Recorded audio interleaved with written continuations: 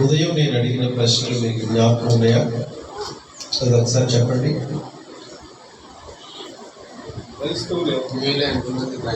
Okay, ఒకటి, ఒకవేళ మీరు క్రైస్తవులు అయితే మిమ్మల్ని మీరు క్రైస్తవులు అనుకుంటున్నారా, లేక ఇతరులు మిమ్మల్ని క్రైస్తవులు అని అంటున్నారా? Okay, right right. దానిలో భాగంగా మనం పాఠాన్ని కొనసాగిస్తాం.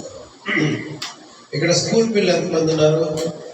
స్కూల్ పిల్లలు మహిమ, ఇంకా పిల్లలు, స్కూల్ పిల్లలు, children, school children. Okay, right, 5, 6. School పిల్లలకి యూనిఫామ్ ఇస్తారు కదా, అందరికి ఒకటేనా? మీ అందరికి ఒకటే యూనిఫామ్?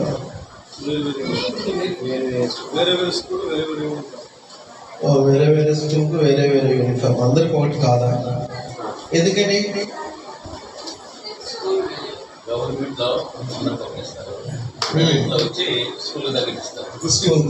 అదేంటి గుర్తింపు అంటే వాళ్ళని ఐడెంటిఫై చేయాలి. వీళ్ళు ఏ స్కూల్కి చెందిన పిల్లలు అని గుర్తించడం కొరకు వాళ్ళకు ఒక యూనిఫామ్ ఇస్తారు.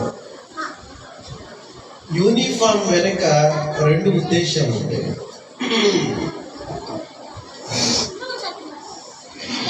ఆ 2 ఒకదానికొకటి విరుద్ధంగా ఉంటాయి. ఒకటి ఏంటంటే,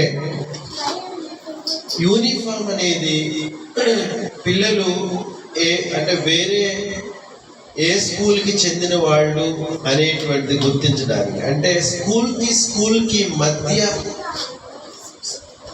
ఆ డిఫరెన్స్ తెలుసుకోవడానికి అయితే ఒకటైతే, రెండో ఉదాహరణ ఏంటంటే పిల్లల మధ్య డిఫరెన్స్ ఉండకుండా ఉండటం కోసం. నిజమా కాదా? యూనిఫామిటీ అనేటువంటిదే అర్థం ఏంటంటే వాళ్ళ మధ్య సమానత్వము అనేటువంటి దాన్ని డెవలప్ చేయటం కోసం, బాల్యం నుండి డెవలప్ చేయటం కోసం యూనిఫామ్ ఇస్తారు.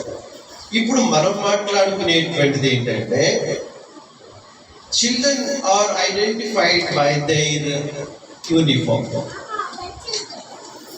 to which school they belong to. అంటే వాళ్ళు ఏ స్కూల్కి చెందినటువంటి వాళ్ళు అనేటువంటి దాన్ని వాళ్ళు గుర్తించబడటానికి వాళ్ళకి ఒక యూనిఫామ్ ఇస్తారు. అంటే యూనిఫామ్ను బట్టి పిల్లలు వాళ్ళ స్కూల్కి చెందినటువంటి వాళ్ళు అని గుర్తించబడతారు.